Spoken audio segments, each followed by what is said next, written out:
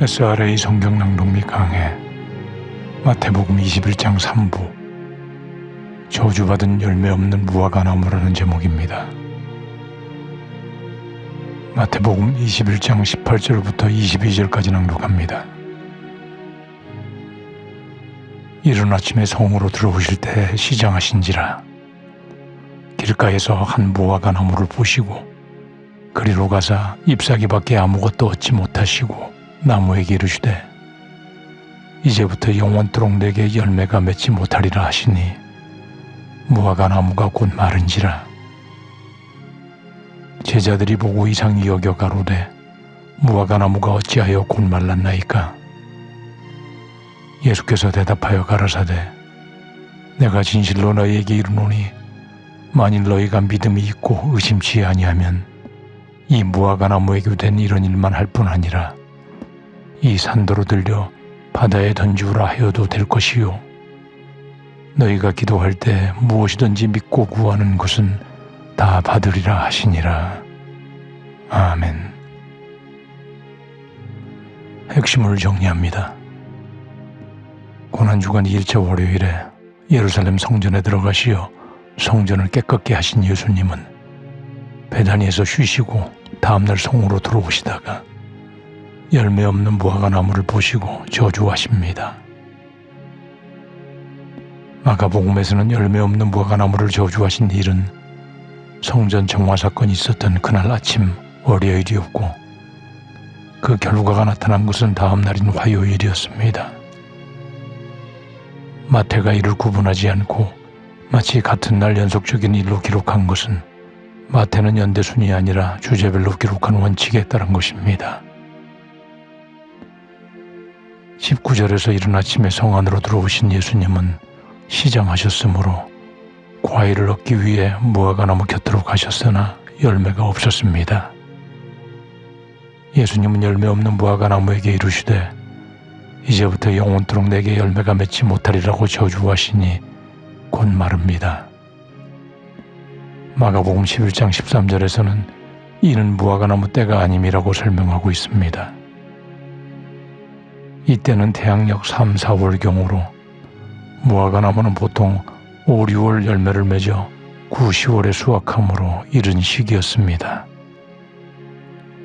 그럼에도 예수님께서 이 무화과 나무를 저주하신 것은 그 무화과 나무 자체가 아니라 잎만 무성한 채 열매를 맺지 못하는 제사장들과 서기관들, 즉 하나님을 믿는 외양만 가진 채 열매 맺을 능력을 상실한 형식주의와 의식주의에 빠진 유대 종교 지도자들이 맡게 될 비참한 운명을 상징적으로 보여주는 것입니다. 예수님의 저주 선언은 현재성과 즉각성이 있어 즉시 그 저주가 이루어져 말라버립니다. 마가복음 11장 20절에서는 제자들이 무화과 나무가 마른 것을 발견한 것은 다음 날 곧 화요일 아침으로 기록하고 있습니다. 20절에서 제자들이 어찌 무화과 나무가 곧 마르게 되었느냐고 질문합니다. 그러자 예수님은 만일 너희가 믿음이 있고 의심치 아니하면 이 무화과 나무에게 된 이런 일만 할 뿐 아니라 이 산도로 들려 바다에 던지우라 하여도 될 것이라고 말씀합니다. 여기서 믿음이 있고를 직역하면 너희가 앞으로 항상 믿음을 소유한다면 이라는 뜻입니다. 의심한다는 것은 자신의 생각으로 판단하다는 뜻입니다. 그러므로 항상 믿음을 소유하고 자신의 생각으로 판단하지 않으면이라고 해석됩니다. 그리하면 이 산도로 들려 바다에 던지우라고 하여도 그대로 될 것이라고 말씀합니다. 누가복음 17장 6절에서는 뽕나무더러 뿌리가 뽑혀 바다에 심기우라고 표현합니다. 본문의 내용은 단순한 문학적 표현이 아니라 순간적으로 솟구치는 의심을 이기고 믿음을 유지하는 자는 상상할 수 없는 초자연적 신비한 능력을 행할 수 있음을 보여주는 것이고 요한복음 14장 12절에서 예수님이 하신 일뿐 아니라 더 큰 일도 할 것이라는 그 말씀에 대해 가르치는 것입니다. 22절에서 본문의 결론격으로 순수한 믿음의 능력을 강조하시는 데 더하여 너희가 기도할 때 믿고 구하는 것은 다 받으리라고 말씀합니다. 기도할 때는 직역하면 그 기도로라는 뜻입니다.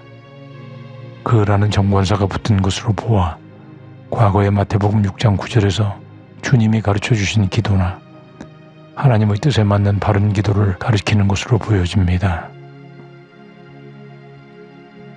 오늘 본문은 입만 무성하고 열매를 맺지 못한 결과 저주받아 말라버린 무화과나무의 비참한 운명과 성전을 중심으로 종교적 열심을 보이고 있었으나 실제 경건의 모양은 있으나 경건의 열매가 없는 당시 유대인의 상태를 대비시켜 앞으로 일어날 그들의 멸망을 예고하시는 것입니다.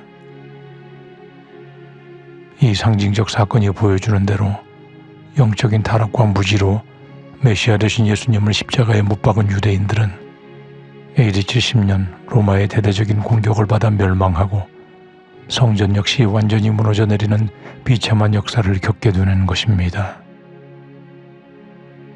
그리고 이 사건을 통해 믿는 자들의 믿음을 가지고 계속적으로 하나님의 뜻에 맞게 기도하는 것이 응답을 받는 중요한 요소임을 가르치십니다. 인본주의적 기도는 실현 가능성을 계산하고 구하지만 신본주의적 기도는 하나님의 약속의 말씀으로 구하는 기도이므로 그 응답에는 큰 차이가 나는 것임을 말씀의 내용에서 암시하고 있으신 것입니다. 우리 모두는 무화과나무에게 생긴 일이 내게도 생길 수 있음을 기억하고 예수님 앞에 서게 될 그날을 생각하며 믿음을 굳게 지키고 성장시켜 믿음의 열매를 맺음으로 주님을 기쁘게 하는 축복의 길에 설 수 있어야 할 것입니다.